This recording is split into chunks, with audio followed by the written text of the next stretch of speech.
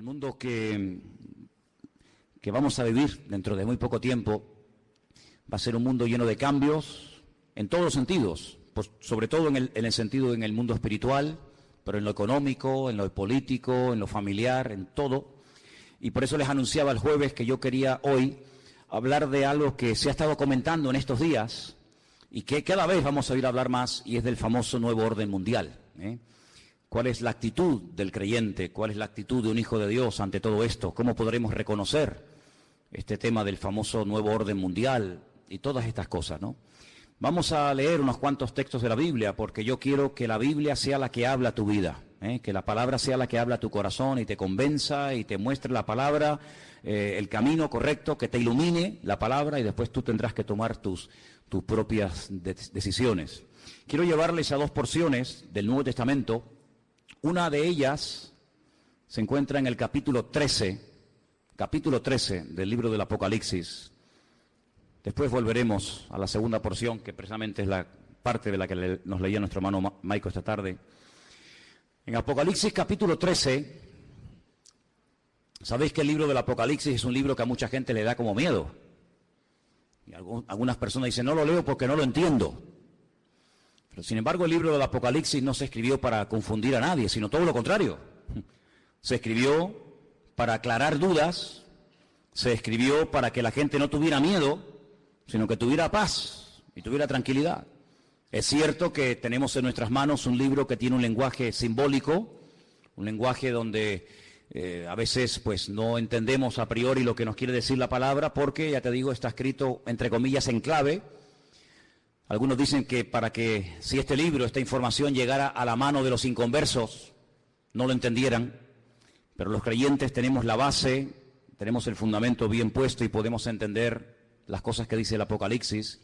Y hay muchas cosas que habla este libro, pero en el capítulo 13 habla de lo que llama la Biblia las dos bestias. Dos bestias. La palabra bestia es Jehová.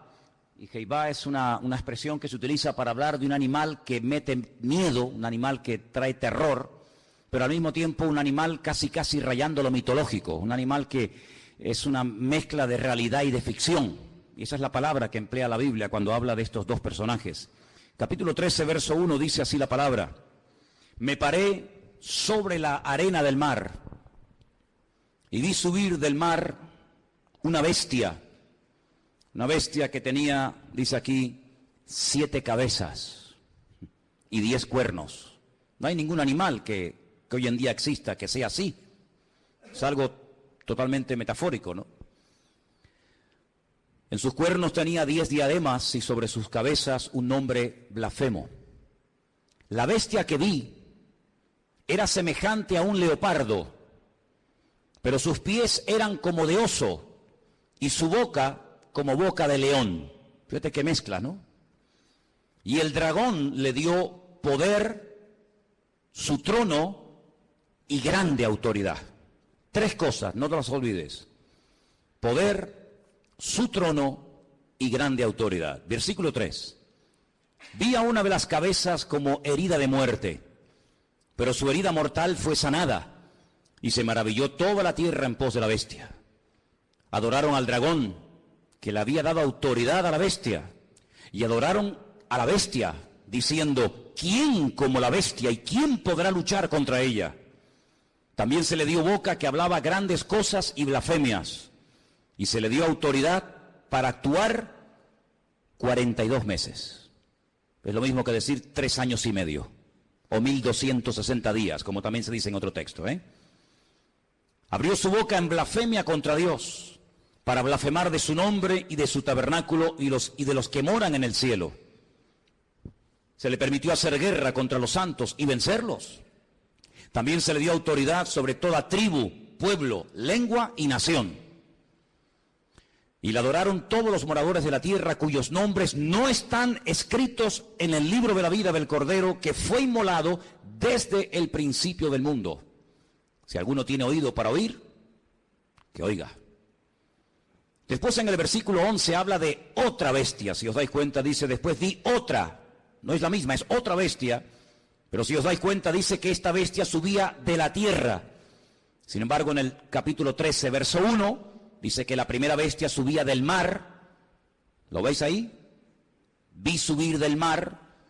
El versículo 11 dice otra bestia que vi subir de la tierra. Son dos entidades completamente diferentes la una de la otra. A lo largo de la historia, la humanidad ha conocido muchos sistemas de gobierno. Ha conocido durante un tiempo, parte de la humanidad durante un tiempo conoció un sistema que ya prácticamente no existe, pero que se llamaba la teocracia. Era Dios, el creador, gobernando al pueblo y llevando la palabra a través de sus profetas. Y fue un periodo muy hermoso de la historia, donde Dios hacía las funciones de gobernante o de rey, su pueblo obedecía, y cuando Dios tenía que comunicarse o transmitir un mensaje al pueblo, como lo acabo de decir, lo transmitía a través de sus siervos los profetas. Después dice la Biblia que decidieron cambiar y dejar ese sistema y entraron en un sistema llamado monarquía. Y el rey moría y su hijo ocupaba el lugar, y en fin, todos sabemos que es otro sistema de gobierno. El mundo ha conocido la monarquía, la teocracia, el comunismo, el capitalismo, la democracia, gobiernos de derechas, gobiernos de centro, gobiernos de izquierda, gobiernos comunistas, gobiernos socialistas. En fin, hay cantidad de formas de llevar a este mundo, pues, por distintos caminos. Pero la Biblia nos habla de un nuevo orden, de un nuevo gobierno, que en cierto sentido tendrá un poco de todo lo que les acabo de comentar. Tendrá un poco de monarquía, un poco de comunismo, un poco de democracia, un poco de capitalismo. Será como una especie de mezcla, pero también es un sistema completamente nuevo. El hombre nunca ha visto ese sistema de gobierno que en los últimos tiempos se levantará, y se levantará del antiguo territorio que ocupó el Imperio Romano. Yo no sé cómo estáis de geografía y de historia, pero el antiguo Imperio Romano conquistó prácticamente todo el continente europeo, de punta a punta, todo el Magreb, todo lo que son las naciones del norte de África y parte de Oriente Medio, incluido Siria, Egipto, Palestina y otros países más. De ese antiguo territorio romano, un territorio enorme, la Biblia nos enseña que en los últimos tiempos se formará un nuevo orden mundial, se levantará un gobernante que no sabemos su nombre, pero sí tenemos muchísima información acerca de este personaje, que no es un personaje de la mitología, ni es una especie de engendro entre algo espiritual y algo físico, sino que será un hombre de carne y de hueso, con padre, con madre, con genealogía, con lugar de nacimiento, con pasaporte, etcétera, etcétera. Digo esto porque a veces Hollywood y algunas películas muestran al famoso anticristo como una especie de relación entre Satanás y una mujer, y nace ahí una cosa que no sabe si es un demonio o es un niño. Olvídense de eso. El anticristo, y dicho sea de paso, el único en la Biblia que llama a este personaje el anticristo es el apóstol Juan. Esa palabra no aparece en ninguna parte de la Biblia, sino solamente cuando Juan habla de este personaje. Anticristo, alguien que se opone a Cristo, alguien que ocupa el lugar de Cristo, porque el anticristo no será un ateo. Satanás no es tonto. Satanás sabe perfectamente que lo espiritual siempre al hombre le tira, por un camino o por otro. Luego el anticristo no será un ateo, sino será una persona que caerá en lo más bajo que puede caer un ser humano, y es en la egolatría. Es pretender recibir adoración como si fuera un dios. Esto no es nada nuevo. Ya en Egipto, en Roma y en otros imperios se ha visto como el hombre ha querido ser adorado. Y al faraón se le llamaba el hijo del dios Ra, el hijo del sol. Y en Roma sabemos que miles de personas fueron matados y fueron asesinados y fueron quemados porque querían recibir adoración y querían incluso que se les presentara sacrificios y flores y reconocimiento. Así que el anticristo será una persona que al principio, digamos que, entre comillas, respetará todos los cultos, todas las creencias, todas las religiones, todo vale, no pasa nada, pero vamos a ver cómo después la Biblia nos dice que pega un cambio, y vamos a ver cómo a lo espiritual le va a dar una importancia tremenda, porque el anticristo, que en el Antiguo Testamento se le llama God, G-O-G. Cuando usted lee, por ejemplo, los libros del profeta Ezequiel, usted se va a dar cuenta de que al que llamamos nosotros el anticristo, en el Antiguo Testamento se le llama God. Fijaros qué cosa tan interesante. Satanás, que es un perfecto imitador de las cosas que Dios hace o que va a hacer, llama a este personaje en el Antiguo Testamento God, y es un nombre que la primera y la última letra de su nombre es la misma, es la G, la Gimel en hebreo. Y suma 3, 6, 3, un múltiplo de 666, da 66 en total. Imitando a la profecía que Dios le dio al rey David. David es otro el único nombre en la Biblia que aparece con la misma letra al principio y al final. David empieza por D, termina por D. Lo que hace el anticristo es tratar de imitar a ese futuro rey, ¿verdad?, descendiente de la casa de David, y tratando de ungir, respaldar, apoyar y ayudar en todos los sentidos a este personaje político que tendrá un poder prácticamente ilimitado. Hace unos días, varios gobernantes muy famosos de este planeta Tierra proponían el nombrar a una persona como el presidente del planeta Tierra, el presidente de la Tierra, en este nuevo orden mundial que se está fraguando.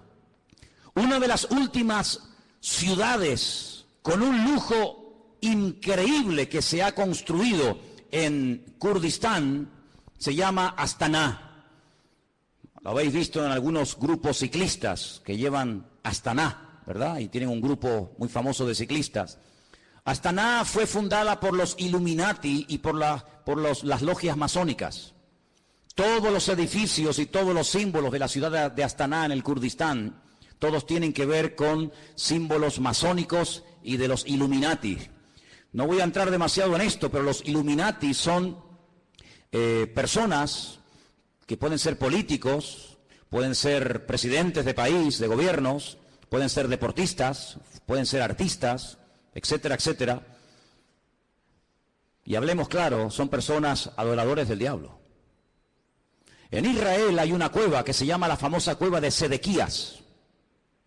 Se llama la cueva de Sedequías porque cuando el rey Nabucodonosor sitió la ciudad de Jerusalén durante más de un año, el rey que en ese momento gobernaba Jerusalén se llamaba Sedequías y huyó por esa cueva, y dice que lo alcanzaron en la llanura del valle de Jericó, que está como unos 8 o 10 kilómetros de allí. Y allí lo encontraron, le sacaron los ojos y se lo llevaron cautivo a Babilonia, a Irak. Y en esa cueva de Sedequías, de vez en cuando los famosos masones y Illuminatis se reúnen para hacer rituales. Quiero decirles que el presidente mundial de los Illuminati y de los masones es un judío llamado Rockefeller. Y en esa cueva se reúnen los de más alta graduación, los de nivel 33. Y allí hacen todo tipo de ritos y de ceremonias. Y ellos dicen que es allí, en uno de los lugares del mundo, de la tierra, donde Satanás hoy por hoy tiene su trono. No se olviden que Satanás no es un ser omnipresente que puede estar en todas partes al mismo tiempo. Satanás no puede estar en Madrid, en Estados Unidos, en Jerusalén, en Latinoamérica. Satanás es un ser que solamente puede estar en un sitio al mismo tiempo. Se mueve en el mundo espiritual, pero no tiene omnipresencia como es un atributo divino. Y es en ese lugar donde dicen los Illuminati y los masones que en forma de macho cabrío se presenta cuando hacen estas ceremonias en la cueva de Sedequías, y allí es donde reciben órdenes e instrucciones para las cosas que tienen que hacer. A algunos les puede sonar todo esto como a ciencia ficción, como a miedo, como a película, pero quiero decirles que el mundo espiritual, aunque no lo podemos ver con nuestros ojos de carne, es tan real como el mundo natural que constantemente estamos viendo.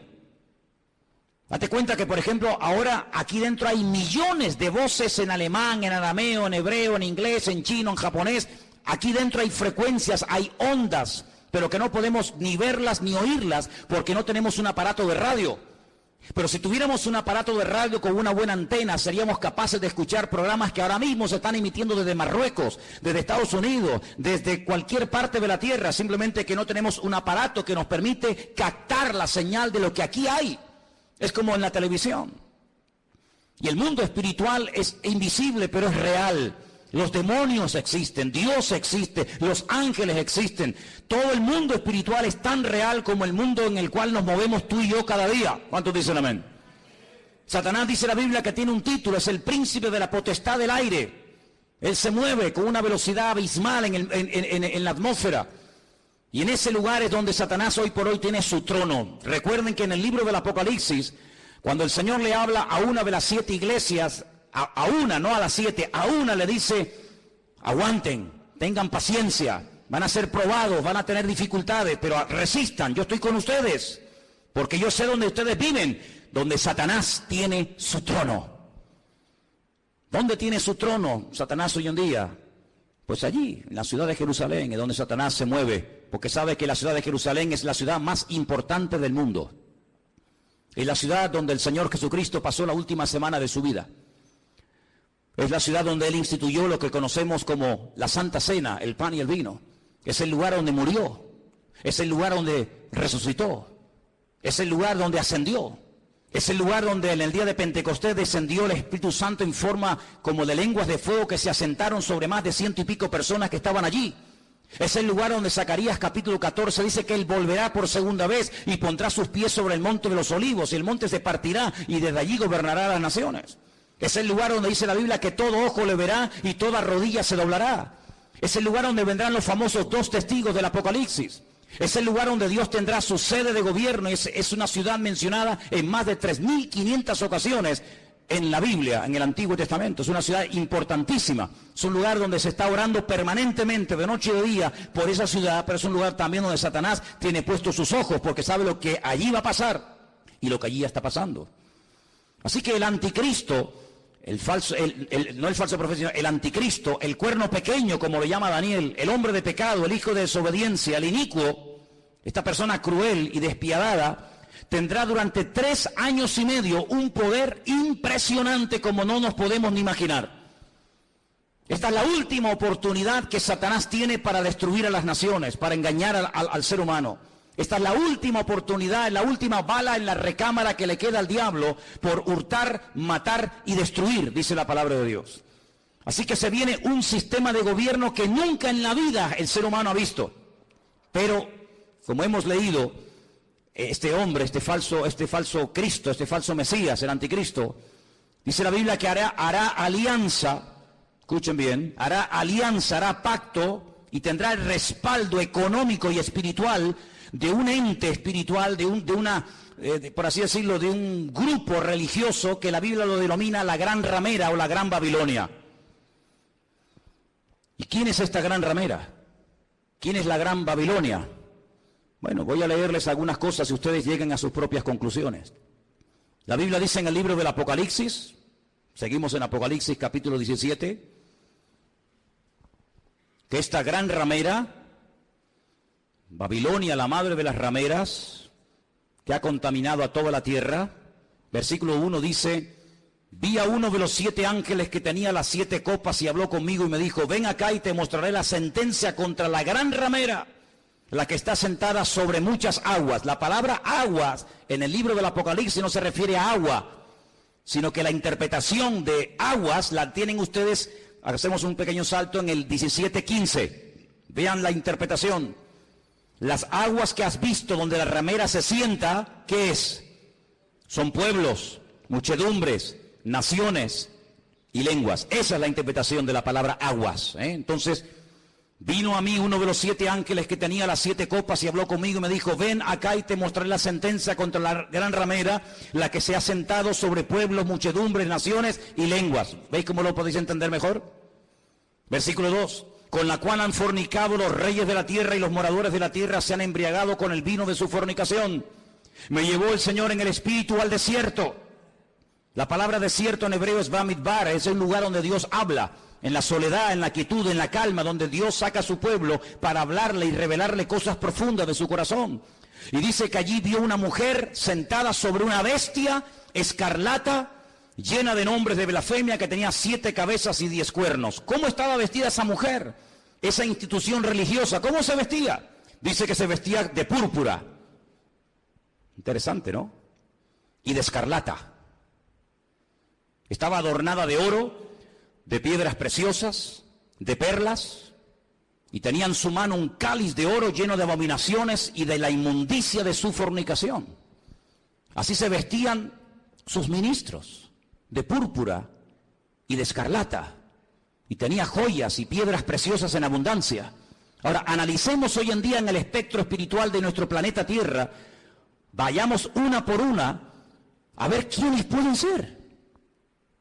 Por ejemplo, ¿cómo visten los budistas? Si viéramos en este momento a un budista, seguramente lo veríamos con la cabeza rapada. Veo muchos budistas en esta tarde aquí. Iría seguramente, si tiene algo de pelo, con una especie de trenza. Iría con una túnica de color naranja. Ese es el color de los ministros budistas. No usan piedras preciosas, ni mucho menos. El mundo entero, las naciones de la tierra no han fornicado con el budismo. De hecho, en muchas naciones el budismo ni ha llegado, ni sabe la gente lo que es. Para muchos, Buda simplemente es una estatua de un señor con una panza muy gorda y nada más que eso. ¿Cómo visten, por ejemplo, los musulmanes? No visten de púrpura ni de escarlata. No han gobernado sobre todas las naciones de la tierra, sobre muchas sí, pero no sobre todas las naciones de la tierra. No tienen su sede, como después vamos a ver, en una ciudad más adelante. ¿Cómo visten los testigos de Jehová, los mormones? ¿Qué institución? Y no hace falta que lo digan. Se viste de púrpura y de escarlata y tiene piedras preciosas y riqueza en abundancia. ¿Cuál es el hombre que tiene más poder de convocatoria que simplemente con hacer así te junta 1 millón de personas en décimas de segundo? Un hombre que es capaz de ir a África, a América, a Japón, a la China, a Cuba, a cualquier país de la tierra. Es el hombre que tiene más poder de convocatoria que nadie, más que Obama, más que cualquier deportista. Hay un hombre que simplemente con hacer así junta como nada, 1 millón de personas, y los reyes de la tierra le tienen que besar la mano. Incluso el rey de España ha ido y se le ha inclinado. ¿Qué te parece, amigo? Y por si los datos te parecen cortos, en el versículo 18 dice: la mujer que has visto es la gran ciudad que reina, no que reinará, dice que reina sobre los reyes de la tierra. Allí donde la gran ramera tiene su sede. ¿Y cuál era la ciudad que en el momento de escribir el libro del Apocalipsis reinaba sobre toda la tierra? Si seguimos leyendo un poco más adelante, capítulo 17, versículo 8 dice: la bestia que has visto era y no es, y está para subir del abismo e ir a perdición, y los moradores de la tierra, aquellos nombres que no están escritos no están escritos de la fundación del mundo en el libro de la vida, se asombraron viendo a la bestia que era y que no es. Es increíble, amados hermanos, ver cómo el anticristo se hará de la fuerza política, económica y espiritual de esta institución religiosa que la Biblia nos enseña que harán uña y carne en los últimos tiempos. Ahora bien, este anticristo no podrá hacer lo que le da la gana, sino que tiene un periodo muy corto de tiempo para llevar a cabo, digamos, su plan maléfico, que número 1 consiste en destruir al Estado de Israel. Hay una obsesión, siempre había una obsesión contra el judío. El judío es el chivo expiatorio de la historia. Cuando en Alemania había crisis y cuando Alemania no levantaba cabeza, incluso había perdido territorio en la Primera Guerra Mundial, ¿a quién se le echó la culpa? A los judíos. ¿Quiénes pagaron los platos rotos en la Segunda Guerra Mundial? Fundamentalmente los judíos y otras personas también, pero mayoritariamente los judíos. Cada vez que hay un problema, cada vez que hay un conflicto, la culpa la tiene el judío. Hay centenares y centenares de libros que nos hablan acerca de que si no existiera ese pequeño país que tiene tan solo 300 kilómetros de largo, 22.000 kilómetros cuadrados, un país que prácticamente es que ni se ve en el mapa, un 0,7% de la población mundial, todos los problemas del mundo se solucionarían. Pero permítame decirles que durante la Primera Guerra Mundial Israel no existía y hubo una guerra mundial. Y durante la Segunda Guerra Mundial Israel no existía y se mataron 60 millones de personas en territorio europeo y esa gente no existía, no estaban allí como pueblo.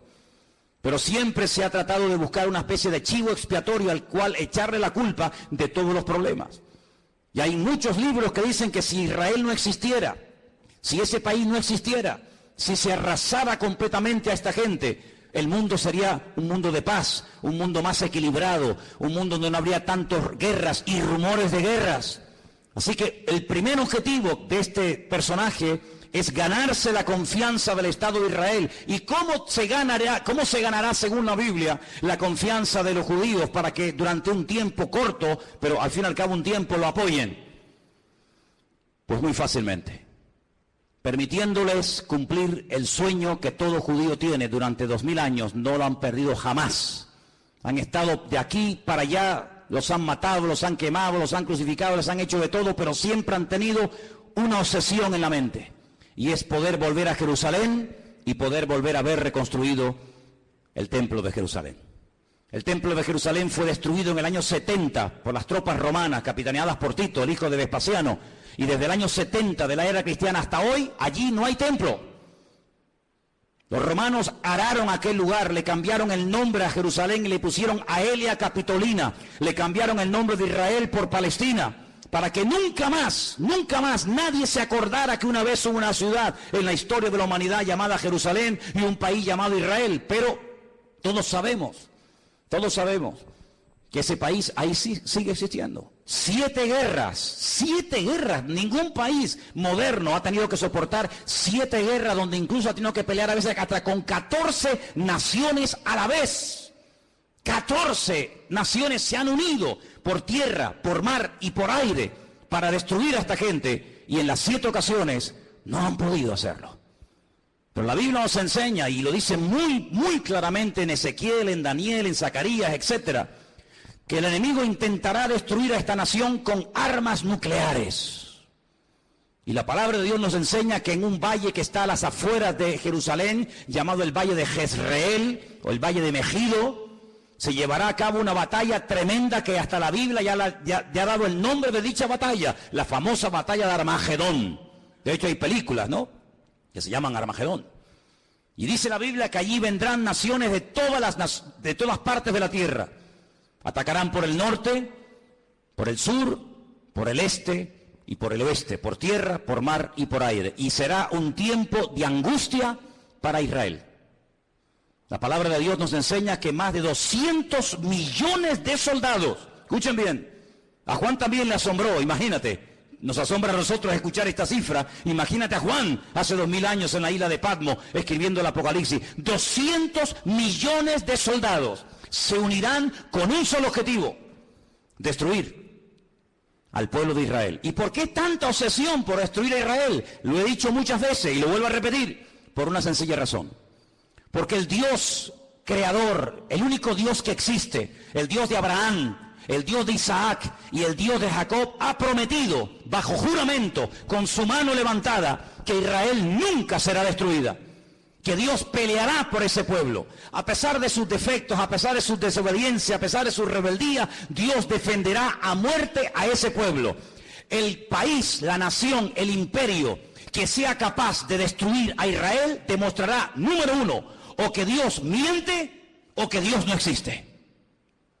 Si Dios ha prometido defender a Israel a muerte y que nunca ninguna nación, ningún pueblo, ningún país, ninguna arma forjada se podrá nunca levantar contra esta gente y ser destruida, si alguien logra destruir a Israel, si alguien logra botarlos al mar como intentó Jordania hace años atrás, pues simplemente demostrará que lo que Dios prometió era mentira, o que tal vez Dios ni siquiera existe, el Dios de ellos.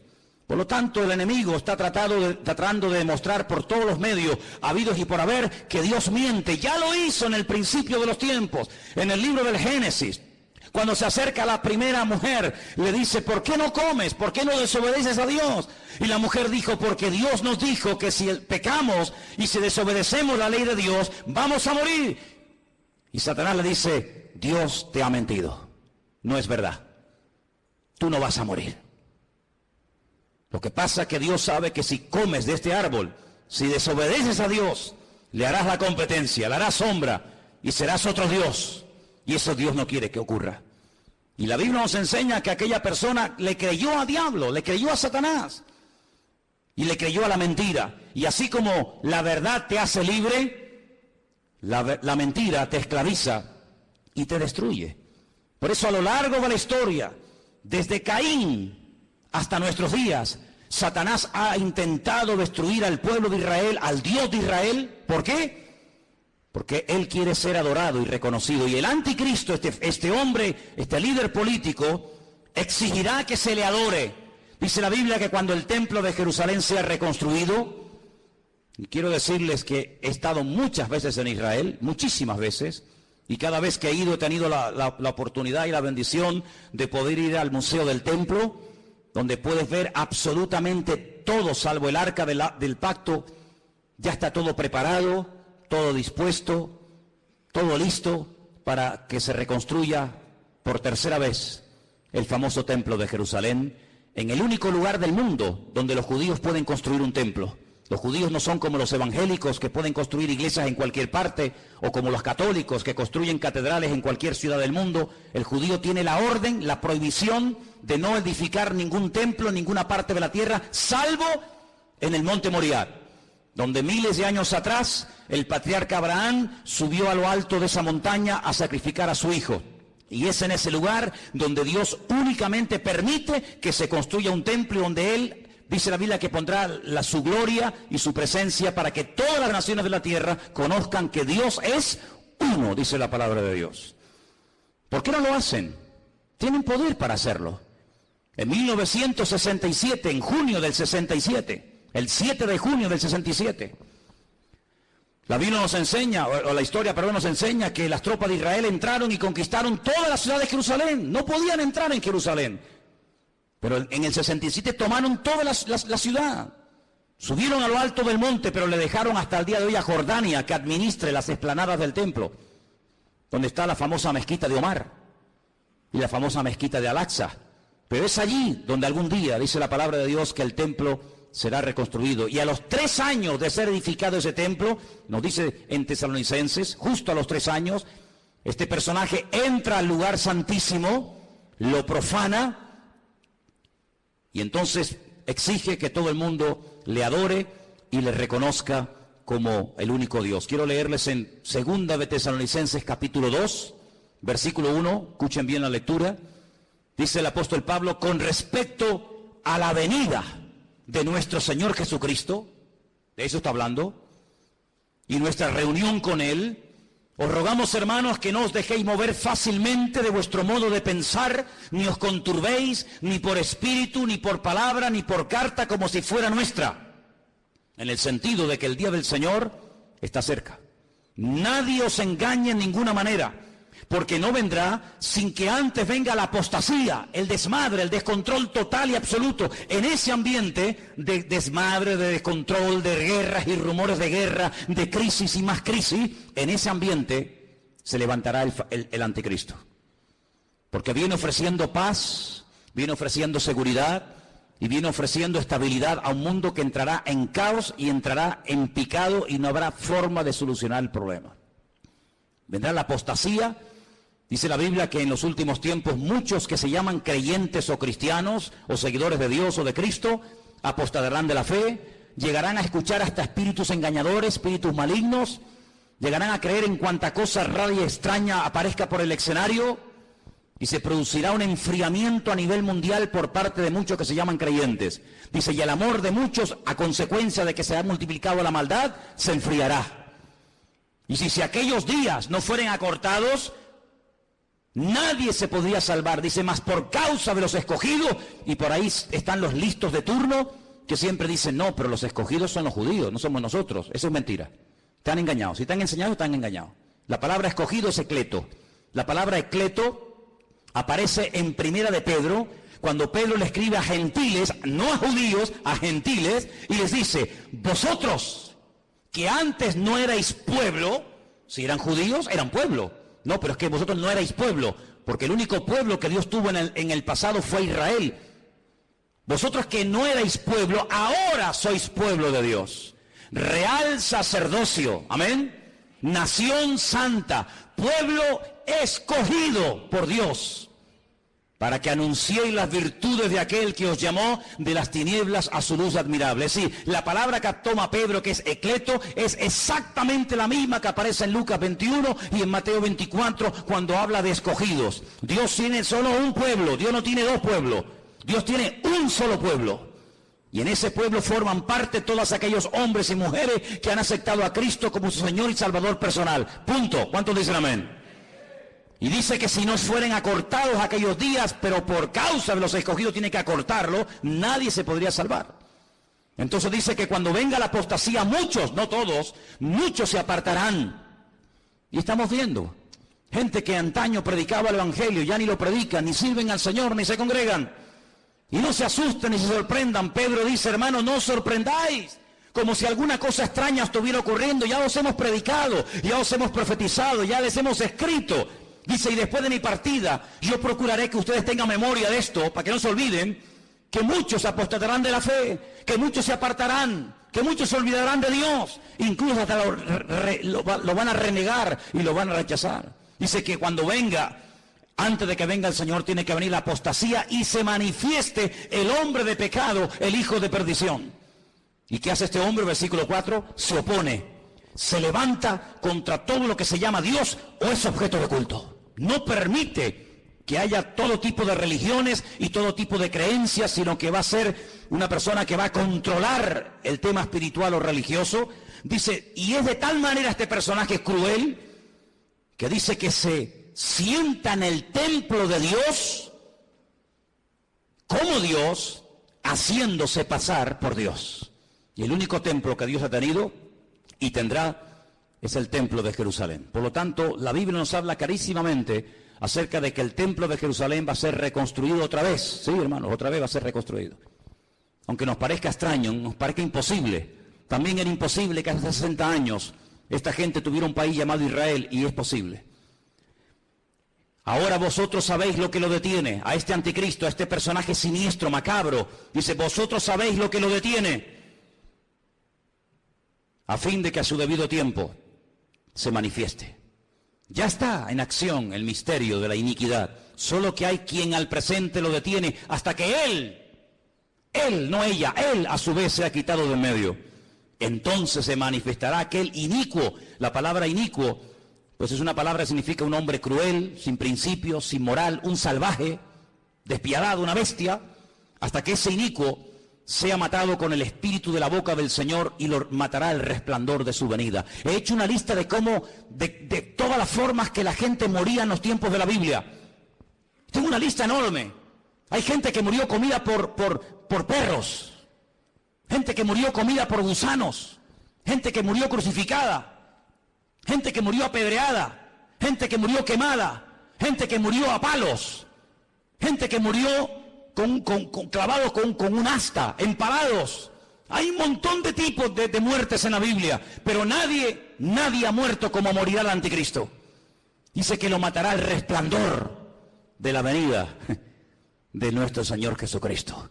Así como el resplandor de la gloria del Señor tiró al suelo al apóstol Pablo y se convirtió y sirvió al Señor con toda su alma y con todo su corazón hasta el último minuto de su vida, el anticristo morirá no de forma natural, sino morirá por el resplandor de la gloria y de la presencia del Señor. Y dice la Biblia hasta dónde va a ser enterrado. Por ejemplo, si quieren saberlo, en Ezequiel 39, del 11 al 14, lean en casa este texto, repito, Ezequiel 39, del 11 al 14, y dice que allí, en Israel, en un valle, Dios le tiene preparada sepultura al anticristo para que todos los que pasen por aquel lugar sepan que hasta aquí, amigo, hasta aquí te permitió el Señor llegar, y aquí tienes sepultura para que todo el mundo que pase sepan que hasta aquí llegó tu fuerza, llegó tu capacidad. ¿Qué te parece? Así que este personaje es un personaje político, que tendrá el apoyo de esta institución llamada, según la Biblia, la Gran Ramera o la Gran Babilonia, y durante 3 años y medio atormentará a las naciones, durante 3 años y medio tratará de llevar a las naciones al auténtico desastre y al auténtico caos, y hay muchos datos acerca de este personaje en la Biblia. Les voy a leer algunos, se van a quedar sorprendidos lo que la Biblia nos dice acerca de este hombre. Por ejemplo, en capítulo 7 de Daniel, miren lo que dice acerca de este personaje, Daniel 7. Los 10 cuernos significan que aquel reino se levantarán 10 reyes, después se levantará otro, el cual dice será diferente, totalmente diferente. Hablará palabras contra el Altísimo, fíjate, está obsesionado con Dios. Hablará palabras contra el Altísimo, contra los santos del Altísimo y los quebrantará. Pensará, fíjate qué cosa, pensará en cambiar los tiempos y la ley. Hacer un calendario nuevo, leyes nuevas. Qué curioso que la semana pasada, a punto de que se firme este nuevo tratado de libre comercio, donde desaparecerán los aranceles y los impuestos que hay que pagar en la aduana, y podrán viajar las mercancías desde China a Estados Unidos, de Estados Unidos a Europa, de Europa a Oriente Medio, etcétera.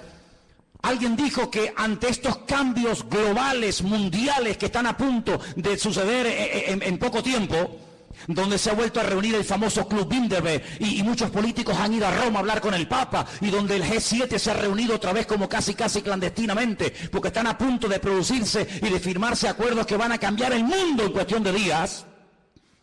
Qué interesante que todo esto está ocurriendo aquí, en nuestras narices.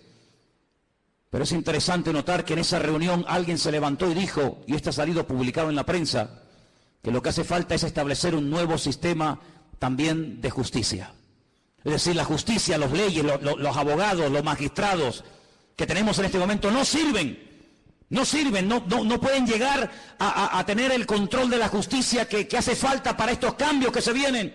Hace falta otro tipo de jueces, otro tipo de abogados, otro tipo de fiscales. Qué curioso, cambiar las leyes. Una de las instituciones que el anticristo quiere cambiar es la justicia. Y quiere hacerlo lo más injusta posible. Parece que una paradoja, ¿no? La justicia que sea injusta. La ley del embudo, donde el que tiene cada vez tendrá más y donde el que no tiene cada vez tendrá menos. Querrá cambiar la justicia, la política, el orden social. Dice la Biblia que una de las cosas que harán los que tienen poder para dictar leyes es presentar leyes terribles como si fueran buenísimas. Y leyes que han sido buenísimas, que han preservado a las naciones de la destrucción, leyes con un principio moral, leyes con un principio de perdón, de misericordia, desaparecerán, y a lo malo lo presentarán como bueno y a lo bueno como malo. El jefe de todos los masones de Europa, Jacques Chirac, expresidente de la República de Francia, padre de la Constitución Europea, incluso ha llegado a proponer que en un ambiente de libertad, de igualdad, el ser humano puede llegar a casarse con un animal y hacer una ceremonia oficial donde si te enamoras de tu vaca o de tu perro te puedes casar con él. O si tu perro se enamora de ti, no sé si le dirás sí o no. Y eso es lo que él ha llegado a proponer. Que todos los seres humanos sean equiparados al nivel de las bestias. Y donde un animal puede casarse con un hombre con un animal. Y cosas terribles. En la Biblia nos habla como de engendros, donde se mezcla la biotecnología, donde se mezcla lo físico, lo espiritual, y verás cosas que tú dices, que es un robot, un ser humano. Hay personas que ya están siendo operadas y se córtame las piernas y los brazos. Quiero otro tipo de piernas y de brazos, y ya están haciendo engendros y manipulaciones genéticas sin precedente en la historia de la humanidad. Qué curioso que la Biblia, desde el libro del principio de la Torá, prohibía todo tipo de mezclas y todo tipo de injertos y todo tipo de cambios, ¿verdad? Sin embargo, el hombre intentará cambiar los tiempos, intentará cambiar las leyes. Serán entregados en sus manos por tiempos y la mitad de un tiempo. Es lo mismo, 3 años y medio, 42 meses. Pero se levantará el juez con mayúscula, le quitará el dominio, será destruido y arruinado, y el reino y el dominio y la majestad y los reinos bajo el cielo serán entregados al pueblo de los santos, cuyo reino es reino eterno, y todos los dominios le servirán y le obedecerán al Rey de Reyes y al Señor de los Señores. ¿Cuántos dicen amén? Capítulo 8 nos da más datos sobre este hombre. Dice: y en cuanto al cuerno que fue quebrado, se levantaron otros 4 en su lugar. Significa que 4 reinos se levantarán de esa nación, aunque no con la fuerza de él. Estos 10 cuernos, constantemente, en esta tarde habéis oído 10 cuernos, 10 cuernos. Son 10 naciones que se van a unir en los últimos tiempos para pelear. Qué curioso que por primera vez en la historia ha habido una coalición de 10 naciones árabes que en este momento están atacando Yemen, en este momento están atacando Siria y otras naciones del Medio Oriente. 10 naciones, qué curioso, una coalición de 10 cuernos. Bueno, la Biblia le dijo a Abraham que 10 príncipes saldrían de sus lomos a través de Isaac, ¿verdad? Y dice en el capítulo 8, verso 23, Al fin del reinado de estos, cuando los transgresores lleguen al colmo, se levantará un rey altivo de rostro y entendido en enigmas, imitando a Salomón, que dice que venían de todas las naciones de la tierra para hacerle preguntas difíciles, y a todo lo que le preguntaban él respondía. El anticristo tendrá una sabiduría impresionante, diabólica, pero la tendrá. No te olvides que el Señor, cuando creó a este ser tremendo, que no era en ese momento Satanás, sino un querubín, dice que lo dotó de una sabiduría espectacular, de una hermosura sin precedentes. Satanás es capaz de hablar en todos los idiomas de la tierra, de entender todas las cosas que jamás en la vida le podrán caber en el cerebro a ningún ser humano. Y todo eso se lo dará, dice la Biblia, poder, autoridad, respaldo, apoyo a este personaje. Verso 24, y su poder se fortalecerá, pero no con su fuerza propia. Causará grande ruina y prosperará. Qué curioso, por una parte causa ruina y por otra parte prospera. Qué tremendo que los que causan ruina a los demás siempre son prosperados ellos. Es interesante, ¿no? Causan ruinas, destruyen pueblos, saquean ciudades, hacen destrozo, pero estos que le arruinan la vida a millones de seres humanos, luego son los tipos más ricos del mundo. Y uno dice, ¿cómo es posible que este hombre que ha sido elegido por el pueblo, o se puso él teóricamente para ayudar al pueblo, no solamente nos complique la vida y nos arruine y nos mate, y encima el tipo este tenga fortunas en Suiza, sabe Dios dónde? Así será el anticristo. Hará arbitrariamente, es decir, hará lo que le da la gana. Destruirá a los fuertes y atacará al pueblo de los santos. Israel va a ser atacado, Israel lo sabe. En este momento solamente Irán, escuchen bien esto, solamente Irán. El otro día hubo una reunión a más alto nivel. La República iraní le dijo a Israel, si me atacas, Israel quiere atacar las centrales nucleares, porque Irán acaba de firmar un acuerdo donde permite que los observadores internacionales entren en instalaciones civiles, pero no en las militares. Insiste continuamente de que todo el arsenal que Rusia le está proporcionando de uranio es simplemente para hacerle la vida a los iraníes más fáciles. Pero todo el mundo sabe, porque lo han dicho, no es nada que se oculte, porque lo han dicho, que el objetivo de ellos es literalmente hacer un festival nuclear en la ciudad de Jerusalén. Arrasar a Israel y borrarlos de la faz de la tierra. Israel se está pensando muy seriamente hace mucho tiempo atacar las bases militares nucleares. Irán le dijo, si me atacas, tengo en este momento 80.000 misiles apuntando hacia la ciudad de Jerusalén. ¿Qué te parece, amigo? Solamente Irán, sin contar otras naciones que le rodean. 120 millones de enemigos contra 7 millones. Es una desproporción muy grande, ¿verdad? 120 millones contra 7 millones. Con su sagacidad hará prosperar el engaño. Todo lo que estamos viendo de corrupción, de engaño, de ladrones y sinvergüenzas que han saqueado y robado lo que les ha dado la gana, que entran por una puerta y salen por la otra, todo esto es simplemente un pequeño botón de muestra, como preparándonos psicológica y mentalmente para lo que viene. Dice que este hombre, con sagacidad, con trampas, con triquiñuelas, con mentiras, hará prosperar el engaño, se engrandecerá en su corazón y sin previo aviso atacará y destruirá a muchos. Estoy leyendo la Biblia, no estoy leyendo nada raro, estoy leyendo la Biblia. Se levantará contra el príncipe de los príncipes, pero será quebrantado, aunque no por mano humana. Fijaros cómo el enemigo ha ido adaptando la estrategia según los tiempos. Caín, el primer asesino, se levanta y mata a su hermano Abel, pero no mató ni a su padre, ni a su madre, ni al otro hermano. Dejó a más gente viva que los que realmente mató, ¿sí o no? Qué curioso, Caín mató a uno, pero dejó vivo a más gente. Cuando pasa el tiempo, dice la Biblia que otra persona que también tiene el mismo espíritu de Caín, pero elevado a la máxima potencia, va más allá y dice, en vez de matar a uno, matemos a todos, pero solamente a los varones. Y deja a todas las mujeres vivas. Sabemos también que Moisés se salvó y etcétera. Pero fíjate, Caín mató a uno, pero dejó vivos a otros. Pero Faraón quería matar a todos los varones y la muerte iba en aumento. Pero cuando no lo consiguió, el mismo espíritu de Caín que habitó en Faraón salpicó y se apoderó de aquel rey perverso, de Amán, allí en los tiempos de la reina Esther, y dijo, no, no solamente a los hombres, sino a los hombres, a las mujeres, a los niños, y arrasemos con todo. Es decir, que no ha ido a menos, sino que la maldad siempre ha ido a más, siempre ha ido a más. Por lo tanto, todo lo que hemos visto a lo largo de la historia son simplemente pequeñas pinceladas de lo que le espera a esta tierra. Si saltamos al capítulo 11 de Daniel, sigue dando datos muy interesantes. Dice aquí, hará este rey según su voluntad. Se ensoberbecerá, se engrandecerá sobre todo Dios, y contra el Dios de los dioses hablará. Y dice aquí, y prosperará. Es increíble, ¿eh? Y prosperará. Por eso dice la Biblia, no tengas envidia del hombre malo que prospera en su camino. Porque a veces los malos también son prosperados, pero no por Dios. Y dice aquí, hasta que sea consumada la ira y lo que está determinado se cumpla. Ahora fíjate qué dato tan interesante.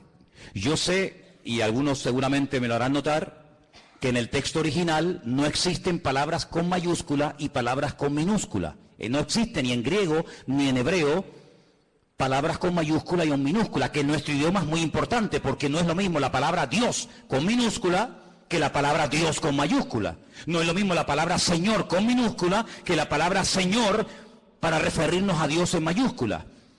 En la Biblia hay un término específico para cada palabra, por lo tanto no hace falta recurrir a esto de mayúsculas y minúsculas.